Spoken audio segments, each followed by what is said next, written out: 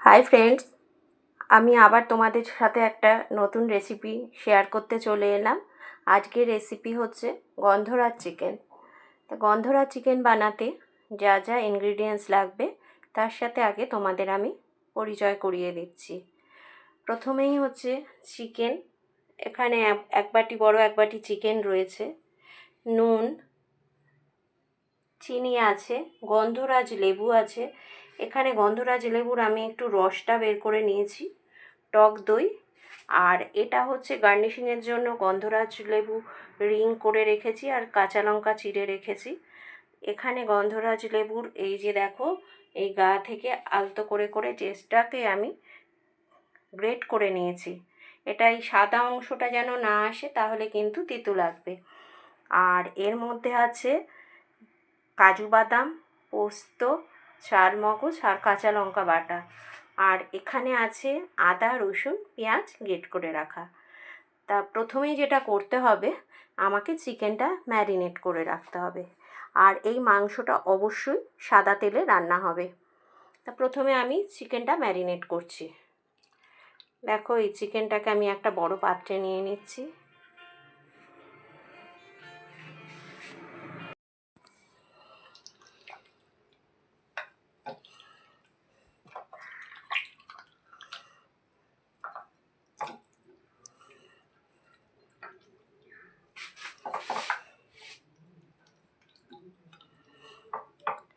আচ্ছা, এর মধ্যে আমাকে দিতে হবে তোমার হচ্ছে টক দই।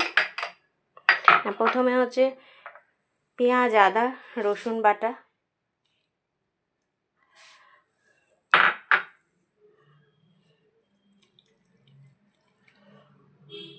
আর দেব টক দই।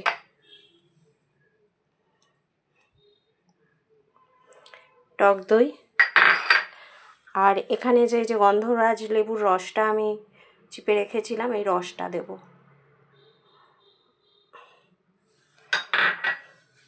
ম্যারিনেটের জন্য এটুকুই যথেষ্ট।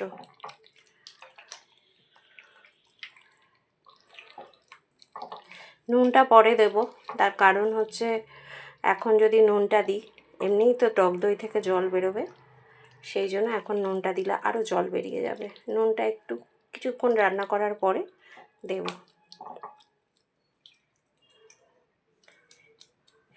এইভাবে আমি 10 মিনিট রেখে দেব, তারপরে আমি চিকেনটা রান্না করব।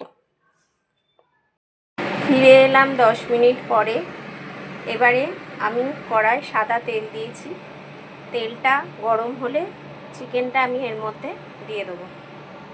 এটাতে আর অন্য কোনো ফোড়ন দেওয়া যাবে না, কারণ এটার ফ্লেভারটা শুধুই গন্ধরাজ লেবুর থাকবে। তেলটা গরম হয়ে গেছে, এবারে আমি এই ম্যারিনেট করা চিকেনটাকে দিয়ে দেবো।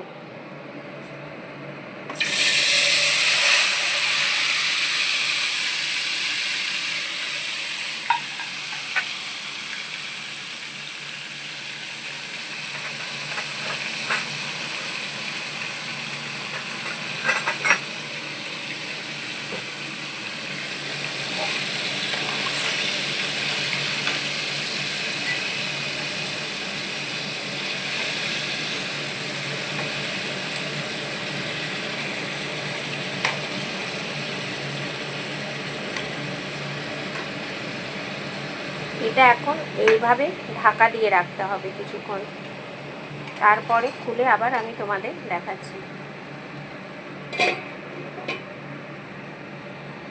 এখন হয়ে গেল, এবারে আমি এই ঢাকাটা খুলে দেখব কতটা জল বেরিয়েছে। দেখো কত জল বেরিয়েছে, এই জল দিয়েই চিকেনটা সেদ্ধ হয়ে যাবে। এবারে আমি এর মধ্যে নুন দেব, চিনি দেব। আমি চিনি দিলাম, এবারে নুন দেব।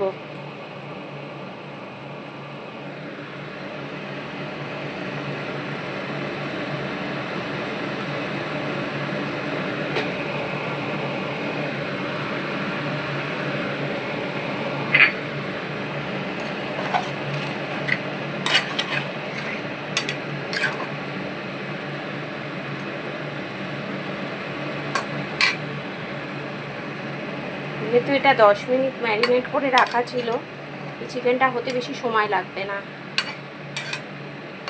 দই মাখানো ছিল তো, আর এমনিও খুব তাড়াতাড়ি হয়ে যায় এই রান্নাটা, ঝামেলা ছাড়াই খুব তাড়াতাড়ি হয়ে যায়।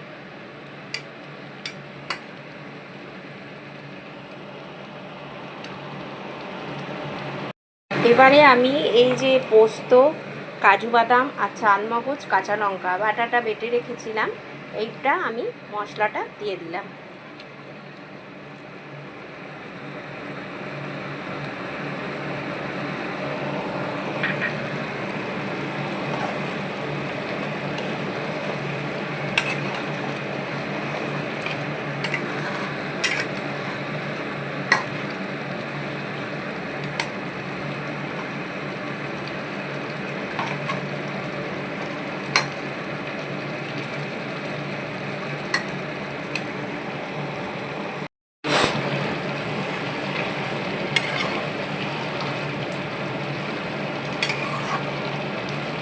দেখো মোটামুটি চিকেনটা হয়েই এসছে। এবারে আমি কি করব, এখানে যে কাঁচা লঙ্কা রেখেছিলাম চিড়ে, এই কাঁচা লঙ্কাগুলো দিয়ে দেবো ওপর থেকে। কিছুটা কাঁচা লঙ্কা বেটে দেওয়া হয়েছে আর কিছুটা ওপর থেকে দেওয়া হলো। আর এই যে লেবু টেস্টার গ্রেট করে রাখা ছিল, সেটাকে আমি দিয়ে দিলাম।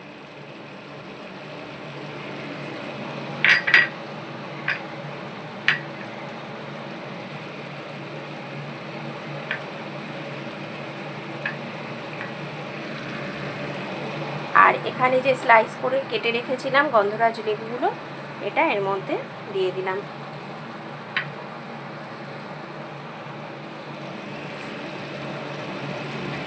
তার মধ্যে 2-4টে গন্ধরাজ লেবুর পাতা দিলেও ভালো হতো, কিন্তু আজকে আমার কাছে সেটা নেই, তাই আমি আর দিতে পারলাম না। তোমাদের যদি সম্ভব হয় তোমরা দেবে।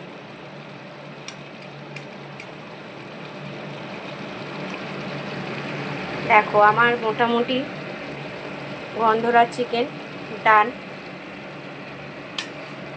রান্না কমপ্লিট। এবারে আমি তোমাদের সার্ভ করে দেখাচ্ছি। গন্ধরাজ চিকেন রেডি টু সার্ভ।